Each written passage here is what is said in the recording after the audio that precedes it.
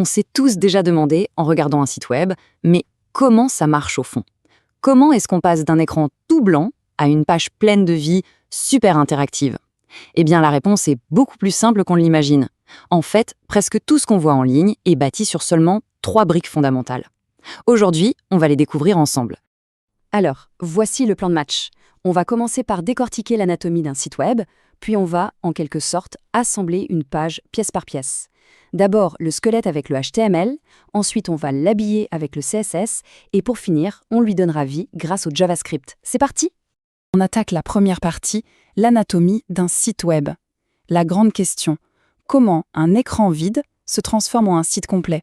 La clé, pour tout comprendre, c'est de réaliser qu'un site web, ce n'est pas un seul bloc. Non, c'est plutôt le résultat de 3 langages qui collaborent en parfaite harmonie. En fait, à la base de tout, un site web, c'est juste un document. Un peu comme un document Word, mais que votre navigateur Internet sait lire.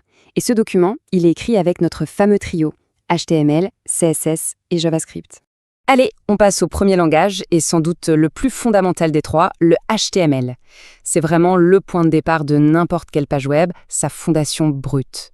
Le HTML, son petit nom, c'est Hypertext Markup Language. Son but, ce n'est pas du tout de faire joli, non, son seul et unique rôle, c'est de structurer l'information. C'est lui qui dit au navigateur, ça c'est un titre, ça c'est un paragraphe, ou encore, ici il faut mettre une image.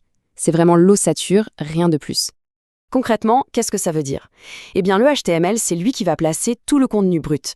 Les titres pour organiser les idées, les paragraphes pour le texte, les listes à puces, les liens qui permettent de naviguer, et même les emplacements pour les futures images et les boutons. C'est le contenu à l'état pur. L'analogie est parfaite, et c'est celle qu'il faut retenir. Le HTML, c'est le squelette. Il fournit la structure, les os, mais c'est tout. Imaginez un squelette humain. Il a bien une forme, mais il n'a ni vêtements, ni la capacité de bouger. Eh bien voilà, notre page web, pour l'instant, elle en est exactement là. Ok, notre squelette HTML est en place, mais bon, il est un peu tristounet, il faut l'avouer. C'est le moment de passer au CSS pour lui donner un peu de style et de la personnalité. Le CSS, qui veut dire Cascading Style Sheets, a une mission très claire, rendre les choses jolies. Il prend les éléments bruts du HTML et leur applique tout un tas de règles de style. C'est lui qui va décider des couleurs, de la police d'écriture, de la taille du texte, des espacements, bref, il s'occupe de toute l'apparence. Regardons bien ça. Voici à quoi ressemble une page web avec uniquement du HTML. C'est un simple document, du texte noir sur un fond blanc. L'information est là, la structure aussi, mais ce n'est pas très attrayant, on est d'accord?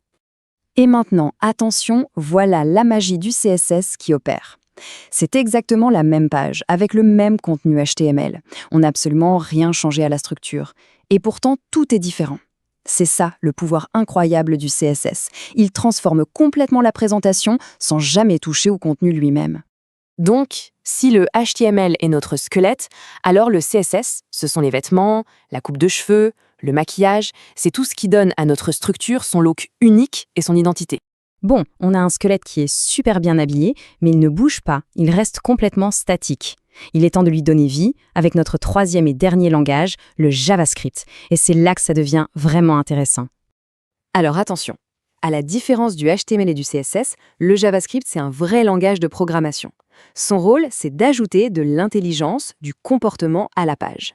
Il est à l'écoute des actions, comme un clic de souris par exemple, et il déclenche des réactions. C'est le cerveau qui va contrôler les muscles. Prenons un exemple tout simple. Une personne clique sur un bouton. Ça, c'est l'action. En coulisses, le code JavaScript, qui attendait patiemment ce clic, se met en marche. Et hop, il fait apparaître un menu qui était caché jusqu'à présent, et pour que ce soit clair, il change même le texte du bouton. C'est ça l'interactivité. Et voilà, notre analogie est enfin complète. Le JavaScript, c'est à la fois le cerveau qui décide quoi faire et les muscles qui exécutent les actions.